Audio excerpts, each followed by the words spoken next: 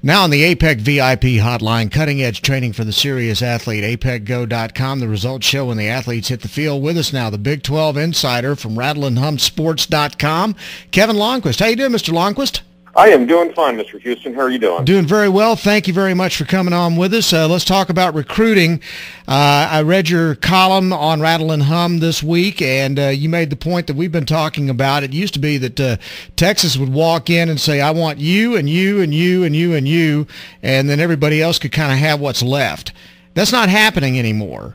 It isn't happening anymore, and I think there's a couple of reasons that I pointed to out in the story about that. Is that one with Texas A&M going into the SEC, that really changed the perception of the Aggies, where they're kind of a hot school now, and a lot of kids are starting to look at them, and the opportunity to play in the nation's best conference is really starting to appeal to a lot of kids. So, you know, of course, the Aggies got a couple of kids to flip late, including Deshaun Hall, the defensive lineman from Lancaster, who had originally committed to Washington. Now, the reason why that's such a strange geography difference between Washington and A&M is because he's got, I think his father lived in Washington, so the idea several months ago was that he was going to live with him, and I think his mom still lives in the Dallas-Fort Worth area, and obviously when that, for whatever reasons, we don't know, but obviously he wanted to stay closer to home, and that's where the Aggies came into it, and they were able to lure his signing on Wednesday. So you figure that in, and the fact that, you know, really, as we've talked about with Texas going through a 3-year lull period where they've been pretty average, if you will, 5-7 3 years ago,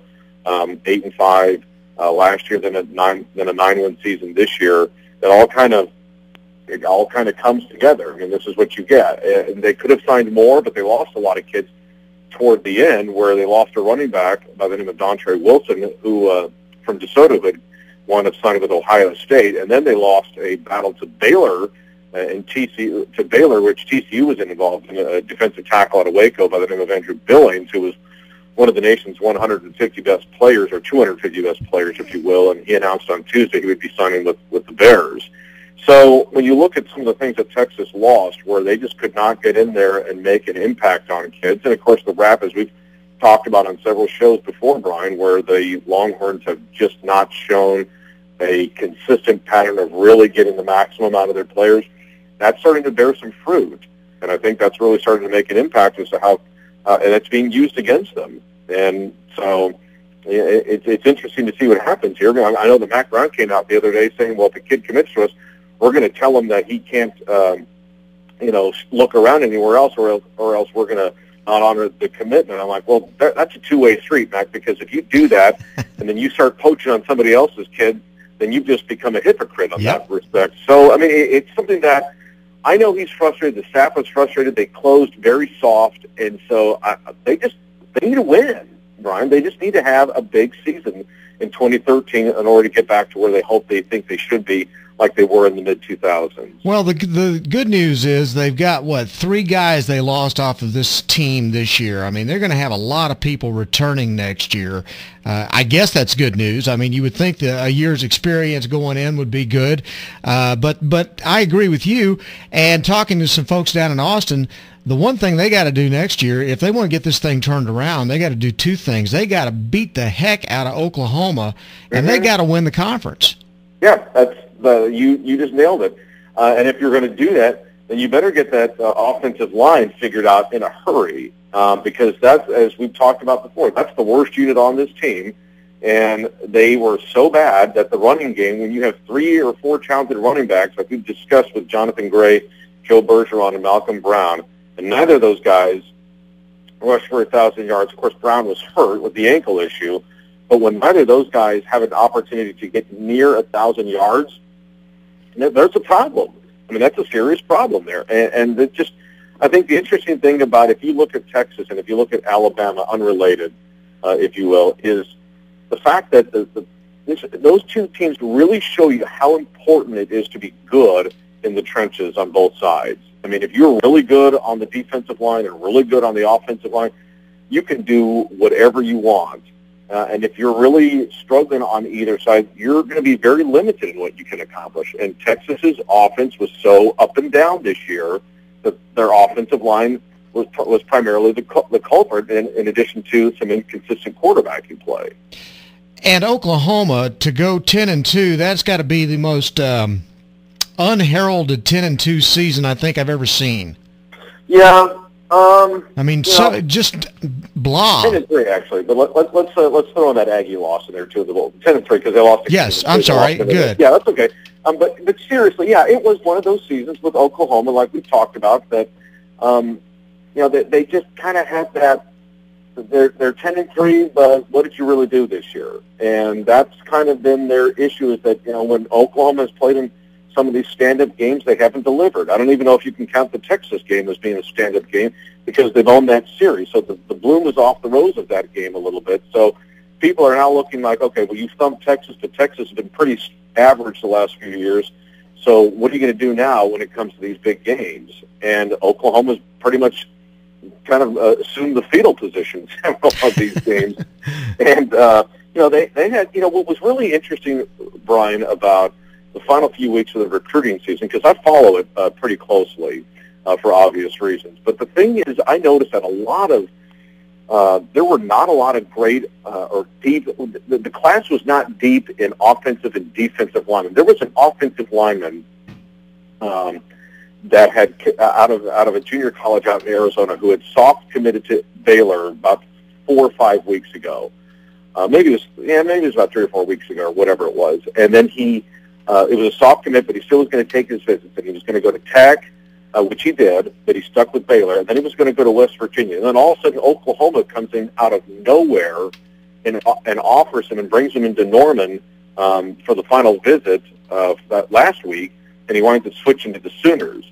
And then you get a kid that maybe some of your folks might know of, Damara Mixon, who's out of Mesquite, where he had originally committed to Arizona State back in the spring, and then switched to Missouri about, I think it was November, and then all of a sudden Nebraska comes in on him, brings him up to Lincoln last week, and he switches to Nebraska. So it was just one of those things where the linemen, really finding a really good lineman on both sides, it was kind of a challenge this year. And normally teams that probably, maybe in years past, Nebraska and Oklahoma aren't looking at these kids, but because we were not as deep as we have been in years past with this crop, that's where the struggles were in terms of really trying to get quality kids to sign with your programs. And that's why you had some poaching going on here, more so than I can recall. So who would you call the big winner in the Big 12 then, as far as the recruiting classes were concerned? Baylor? Yeah, absolutely. I think even though they were nationally rated behind Texas and Oklahoma, and really West Virginia, since these rating services came out, what are they, about 15, 20 years ago, something like that, that this was the best recruiting class that Art Briles or Baylor has ever had. If you think about it, they had 4 kids that came in at mid-semester. They had a linebacker by the name of Bryan Nance out of Euless Trinity, who had actually committed to them in 2012 and signed with them. He had to go to Hargrave Military Academy up in Virginia, which is a kind of a prep school, because if you're not getting through the clearinghouse, you can use that as kind of a bridge to get in there. But now he counts toward 2013, and he actually had to re-sign with Baylor.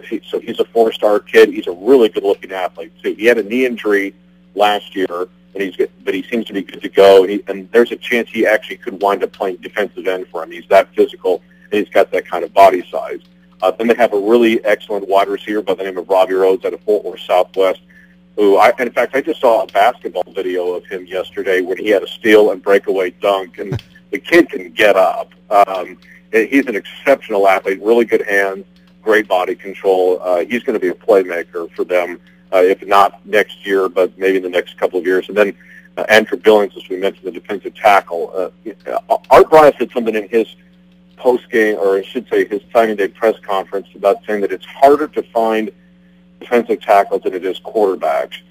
And I kind of put some stock into that theory, because with defensive tackles, you need a guy who's not only going to be a space eater who can take on double teams, but he's got to have the foot speed and the leverage in order to handle those gaps so that everything will flow cleanly up to the linebackers. And I think with a guy like Billings, who can make an impact immediately next year, because he's over 300 pounds, about 315 pounds, and he's about 6'1", 6'2", something like that, and that's a perfect size for a tackle. If he gets on campus in Baylor in June and he starts working in their strength and conditioning program, ultimately you'd love to see all these kids go through a red shirt on the trenches so they can actually add 15 pounds or 20 pounds more of muscle to their frame so that they can really be college ready. But with a guy like Billings, he's probably as close to college ready as you can get, and I think that he'll make an impact for them. And then they got a really good linebacking core. They got a great kid down in South Texas in West Orange Stark by the name of Trevon Blanchard. They got a great linebacker prospect out of Rockwall Heath by the name of Raekwon Davis. They got an interesting private school kid by the name of Xavier Phillips out of Fort Worth All Saints. And he came over, he's about 6'2", 215. So all these body types, where Baylor made a big emphasis on defense for obvious reasons. But they really scored well. And I think that class, and those kids are talking about bringing Baylor a Big 12 championship. And it's a good-looking group on paper, that's for sure. All right, we're going to flip over to basketball now. It has been Kansas and the 9 Herbs. Are we talking about just 10 Herbs now? Yeah, did everyone see that coming Wednesday night? Daniel Meyer with TCU knocking off Kansas. By the way, I think as I was passing by Daniel Meyer yesterday, I saw the paint crews going into Daniel Meyer because I think Bill Self had gotten the paint off the walls for chewing out his team. And so I think you're right. Boy, if anyone caught his snippets of his post-game press conference labeling this the worst team in Kansas basketball going back to the days of James A. Naismith, who invented the game. That's obviously a bit of a stretch, and obviously Bill has a little bit of political clout where he can get away with that for a couple of reasons. 1, he's won a national championship. 2, he played for it last year. 3, he's won 8 consecutive Big 12 championships. And 4, he's won 19 games this year, so he's on a little two-game losing streak after losing to Oklahoma State on Saturday at home, which broke their 33-game winning streak at the Allen Fieldhouse. So I think he did that for a little bit of political purposes to kind of get his team's attention. But that being said, the conference, as we've talked about before, Brian, the conference is not that great. It's just Kansas has got scoring problems. They've got point guard problems, which obviously Bill Self knows his team better than anybody else, but you just don't have a guy that can really organize the offense and get everyone into the flow. And if it wasn't for Ben McLemore's production, they'd really be struggling to score. And then you've got Kansas State, who's a nice team. Oklahoma made a run, and now they've fallen back to a 2-game slide. Baylor's lost 3 straight. They lost a heartbreaker in Stillwater the other day. Now Oklahoma State's kind of the hot, sexy team right now because of the fact they won in Lawrence, and then they beat Baylor in overtime. And so, but we just don't have, and I don't think it's a perception thing. I think it's the truth. I just think that this conference is going to have about 4 teams go to the tournament, and then we're going to be lucky if somebody gets past the first weekend because I just don't see a team out there who's capable of making a deep run right now. Not even Kansas. The NCAA tournament is all about matchups and who you're paired up against in the opening round and then who you could meet in the second round.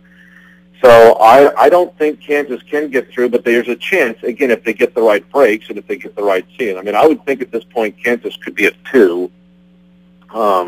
But again, we've got a month to go before we figure that all out. I mean, if they really kind of struggle down the stretch, and even though they wind up winning the conference championship or something like that, I just don't see realistically here, Brian, I think any of these 4 teams, no one's going to get a 1 for sure.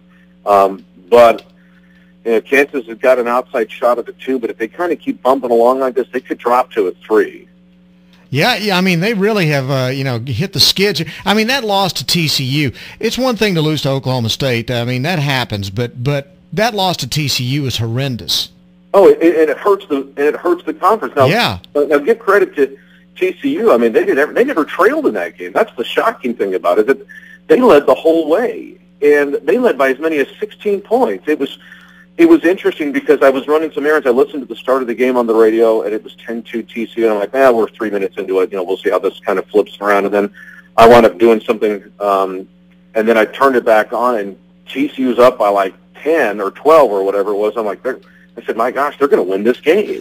and so, and as fun as that is for TCU, which has its first top 5 win ever in school history, or over a top 5 school, it really hurts the credibility of the league when that happens. I mean, it's hard enough to win on the road in the conference, which is always a truism in basketball or even in baseball or in football, whatever sport it is. But you just, as the top dog in the conference, you just can't go to the to the team that's in last place and lose in their building, and that's really bad. That's really, really bad. Well, and then when the team that you lose to had like a power ranking of about 260, that's like losing to a middle school. Yeah, very, very much so. And like I said, take nothing away from TCU. They outplayed Kansas. They got to the free throw line, I think, 16, 17 more times than the Jayhawks did. They didn't shoot a great percentage either, but they were able to just put themselves in a position where they could win the game. And like I said, if KU doesn't even have Ben McLemore performing for them, I don't even know how close they would have even been in that game. That's how bad they were. Oh, it was terrible. They were terrible. And so I'm sure Bill Self, like we were talking about a moment ago, I'm sure Bill Self was probably going, I can't believe what I'm watching out here.